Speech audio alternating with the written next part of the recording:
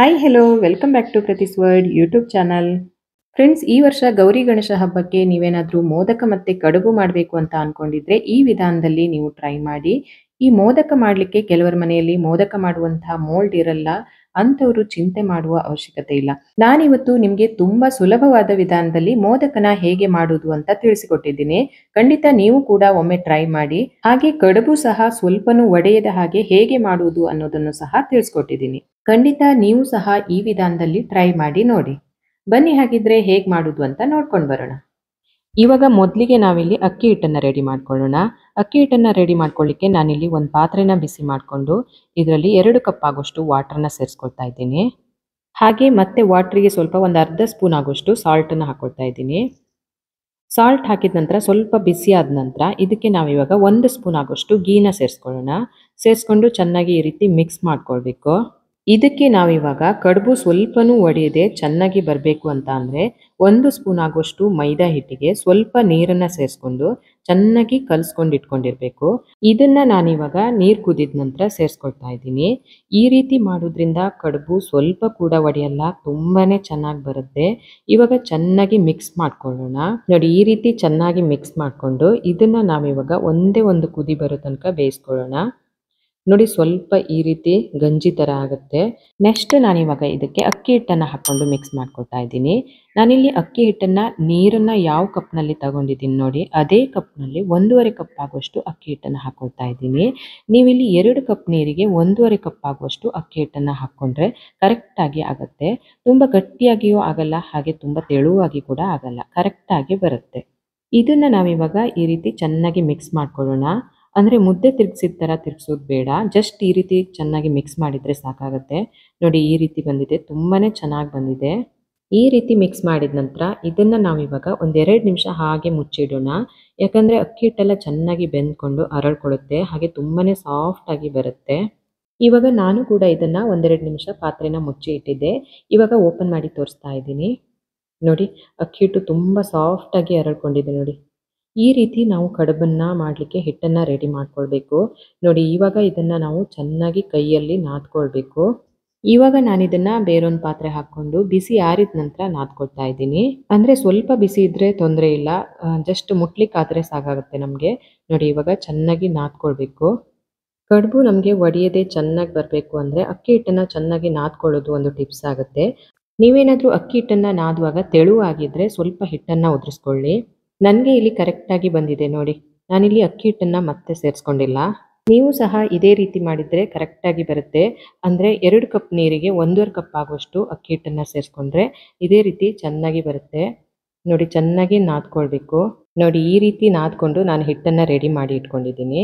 ಇವಾಗ ಅಕ್ಕಿ ಹಿಟ್ಟು ರೆಡಿಯಾಗಿದೆ. ಇದನ್ನು ನಾನಿವಾಗ ಮುಚ್ಚಿ ಸೈಡಲ್ಲಿ ಇಟ್ಕೊಳ್ತಾ ಇದ್ದೀನಿ. ನೆಕ್ಸ್ಟ್ ನಾವಿವಾಗ ಕಡುಬು ಮಾಡಲಿಕ್ಕೆ ಸ್ಟಫಿಂಗ್ನ ರೆಡಿ ಮಾಡ್ಕೊಳ್ಳೋಣ. ಇವಾಗ ನಾನಿಲ್ಲಿ ಒಂದು 1/4 ಕಪ್ ಆಗುವಷ್ಟು ಕಡಲೆ ಬೀಜನ ಹೊತ್ಕೊಳ್ತಾ ಇದ್ದೀನಿ. ಹಾಗೆ ನೆಕ್ಸ್ಟ್ ನಾನಿವಾಗ ಒಂದು 4 ಸ್ಪೂನ್ ಆಗುವಷ್ಟು ಬಿಳಿ ಎಳ್ಳನ್ನು ಹುರಿದ್ಕೊಳ್ತಾ ಇದ್ದೀನಿ. ಇದನ್ನು ನಾವು ಜಾಸ್ತಿ ಹುರ್ಕೊಳ್ಳೋದು ಬೇಡ, ಸ್ವಲ್ಪ ಕಲರ್ ಚೇಂಜ್ ಆದರೆ ಸಾಕಾಗುತ್ತೆ. ನೋಡಿ, ಈ ರೀತಿ ಆದರೆ ಸಾಕಾಗುತ್ತೆ. ಇದನ್ನು ನಾನಿವಾಗ ರಿಮೂವ್ ಮಾಡ್ಕೊಳ್ತಾ ಇದ್ದೀನಿ. ಹಾಗೆ ನೆಕ್ಸ್ಟ್ ನಾನಿವಾಗ ಮತ್ತೆ 2 ಸ್ಪೂನ್ ಆಗುವಷ್ಟು ಗಸಗಸೆನ ಹುರ್ಕೊಳ್ತಾ ಇದ್ದೀನಿ. ಇದನ್ನು ಸಹ ಜಾಸ್ತಿ ಹುರಿಯೋದು ಬೇಡ, ಸ್ವಲ್ಪ ಕಲರ್ ಚೇಂಜ್ ಆದರೆ ಸಾಕಾಗುತ್ತೆ. ನೋಡಿ, ಇಷ್ಟು ಫ್ರೈ ಆದರೆ ಸಾಕಾಗುತ್ತೆ. ಇದನ್ನು ಸಹ ರಿಮೂವ್ ಮಾಡ್ಕೊಳ್ಳೋಣ. ನೆಕ್ಸ್ಟ್ ನಾವಿವಾಗ ಒಂದು ಸಣ್ಣ ಮಿಕ್ಸರ್ ಜಾರ್ಗೆ ಹುರಿದಿಟ್ಕೊಂಡಿರುವಂತಹ ಕಡಲೆ ಬೀಜ, ಬಿಳಿ ಎಳ್ಳು ಮತ್ತು ಗಸಗಸೆನ ಸೇರಿಸ್ಕೊಳ್ಳೋಣ. ಸೇರಿಸ್ಕೊಂಡು ಗ್ರೈಂಡ್ ಮಾಡ್ಕೊಳ್ಬೇಕು. ಈ ರೀತಿ ಸ್ಟಫಿಂಗ್ನ ರೆಡಿ ಮಾಡ್ಕೊಳ್ಳೋದ್ರಿಂದ ಕಡುಬು ತಿನ್ನಲಿಕ್ಕೆ ತುಂಬಾ ಟೇಸ್ಟಿಯಾಗಿರುತ್ತೆ. ನೋಡಿ, ಈ ರೀತಿ ಗ್ರೈಂಡ್ ಮಾಡ್ಕೊಳ್ಬೇಕು. ಅಂದರೆ ತುಂಬ ನೈಸಾಗಿ ಗ್ರೈಂಡ್ ಮಾಡಬಾರ್ದು, ಸ್ವಲ್ಪ ತರ್ತರಿಯಾಗಿದ್ದರೆ ಸಾಕಾಗುತ್ತೆ. ಇವಾಗ ನಾವು ಇದನ್ನು ಸೈಡಲ್ಲಿ ಇಟ್ಕೊಂಡು ಸ್ವಲ್ಪ ಬೆಲ್ಲನ ಕರಗಿಸ್ಕೊಳ್ಳೋಣ. ನಾನಿಲ್ಲಿ ಅರ್ಧ ಕಪ್ ಆಗುವಷ್ಟು ಬೆಲ್ಲನ ಸೇರಿಸ್ಕೊಳ್ತಾ ಇದ್ದೀನಿ. ಹಾಗೆ ಅದೇ ಕಪ್ನಲ್ಲಿ ಒಂದು ಸ್ವಲ್ಪ ನೀರನ್ನು ಹಾಕ್ಕೊಂಡು ಬೆಲ್ಲನ ಕರಗಿಸ್ಕೊಳ್ಳೋಣ.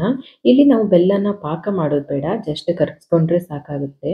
ನಾನಿಲ್ಲಿ ಯಾವ ಕಪ್ನಲ್ಲಿ ಅಕ್ಕಿ ಹಿಟ್ಟು ಮತ್ತು ನೀರನ್ನು ಸೇರಿಸ್ಕೊಂಡಿದ್ನಲ್ಲ ಅದೇ ಕಪ್ನಲ್ಲಿ, ಸೇಮ್ ಕಪ್ನಲ್ಲಿ ಅರ್ಧ ಕಪ್ಪು ಬೆಲ್ಲನ ತಗೊಂಡಿದ್ದೀನಿ.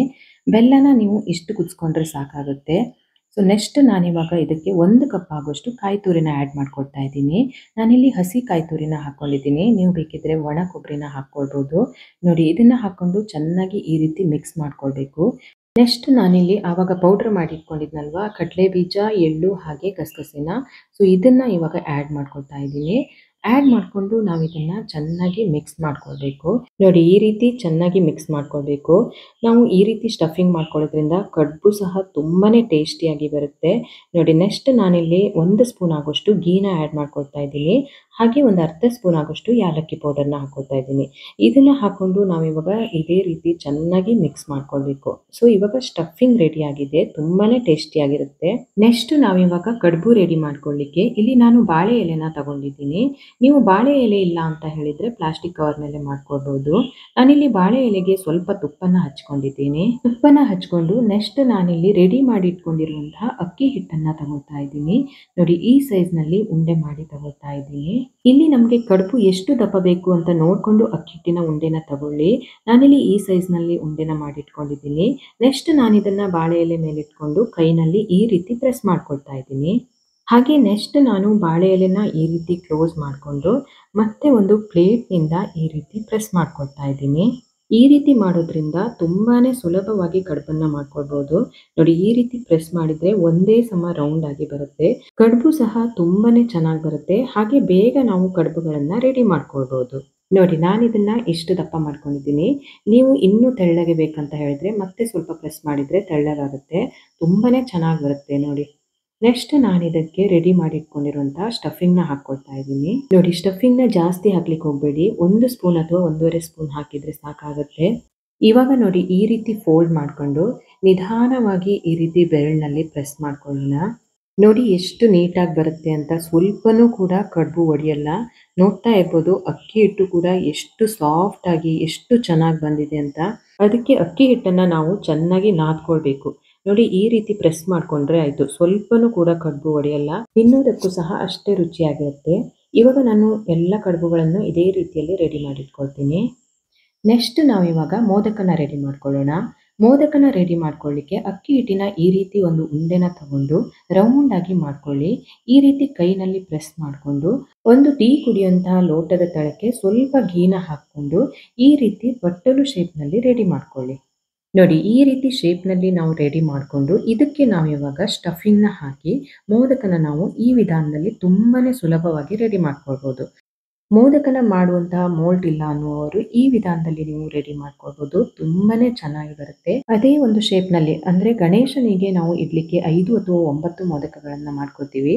ಅದಕ್ಕೆಲ್ಲ ಮೋಲ್ಡ್ ಏನು ಬೇಕಾಗಿಲ್ಲ. ಈ ರೀತಿಯಲ್ಲಿ ನಾವು ತುಂಬಾ ಸುಲಭವಾಗಿ ಮಾಡ್ಕೊಳ್ಬೋದು. ಇವಾಗ ನೋಡಿದ್ರಲ್ಲ ನಾನು ಕೈಯಲ್ಲಿ ಈ ರೀತಿ ಮಾಡ್ಕೊಂಡಿದ್ದೀನಿ. ಇವಾಗ ಇದಕ್ಕೆ ಶೇಪ್ ಕೊಡೋಣ.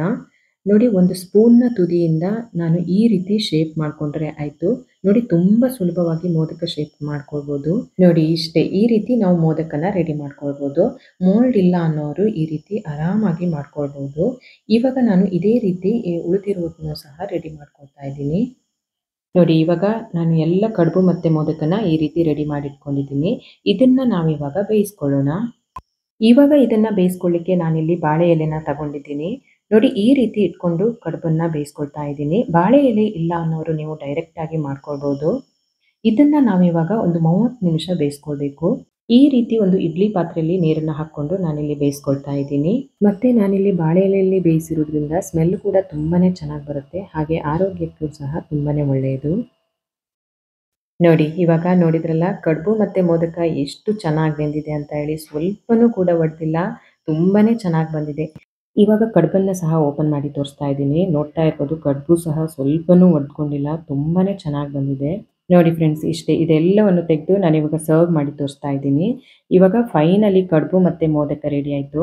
ನೀವೇನಾದರೂ ಗೌರಿ ಗಣೇಶ ಹಬ್ಬಕ್ಕೆ ಕಡುಬು ಮತ್ತು ಮೋದಕ ಮಾಡಬೇಕು ಅಂದ್ಕೊಂಡಿದ್ರೆ ಈ ವಿಧಾನದಲ್ಲಿ ಟ್ರೈ ಮಾಡಿ. ತುಂಬಾ ಸುಲಭವಾದ ವಿಧಾನ. ಹಾಗೆ ಮೋಲ್ಡ್ ಇಲ್ಲ ಅನ್ನೋರು ಒಂದು ಪ್ಲೇಟು ಮತ್ತು ಗ್ಲಾಸ್ನ ಯೂಸ್ ಮಾಡಿಕೊಂಡು ಯಾವ ರೀತಿ ಕಡುಬು ಮತ್ತು ಮೋದಕನ ತಯಾರಿಸೋದು ಅಂತ ಹೇಳ್ಕೊಟ್ಟಿದ್ದೀನಿ. ಖಂಡಿತ ನೀವು ಸಹ ಒಮ್ಮೆ ಟ್ರೈ ಮಾಡಿ ನೋಡಿ. ಹಾಗಿದ್ರೆ ಫ್ರೆಂಡ್ಸ್ ಇವತ್ತಿನ ಈ ರೆಸಿಪಿ ನಿಮ್ಮೆಲ್ಲರಿಗೂ ಇಷ್ಟ ಆಗಿದೆ ಅಂದ್ಕೊಳ್ತೀನಿ. ಇಷ್ಟ ಆದರೆ ಖಂಡಿತ ಟ್ರೈ ಮಾಡಿ. ಹಾಗೆ ಒಂದು ಲೈಕ್ ಮಾಡೋದನ್ನ ಮರಿಬೇಡಿ. ಹಾಗೆ ಶೇರ್ ಮಾಡಿ ಮತ್ತು ಸಬ್ಸ್ಕ್ರೈಬ್ ಮಾಡಿ. ಮುಂದೆ ಮತ್ತೊಂದು ಬ್ಯೂಟಿಫುಲ್ ಆದ ವಿಡಿಯೋ ಜೊತೆ ಸಿಗ್ತೀನಿ. ಅಂಟಿಲ್ ದೆನ್ ಟೇಕ್ ಕೇರ್, ಬಾಯ್.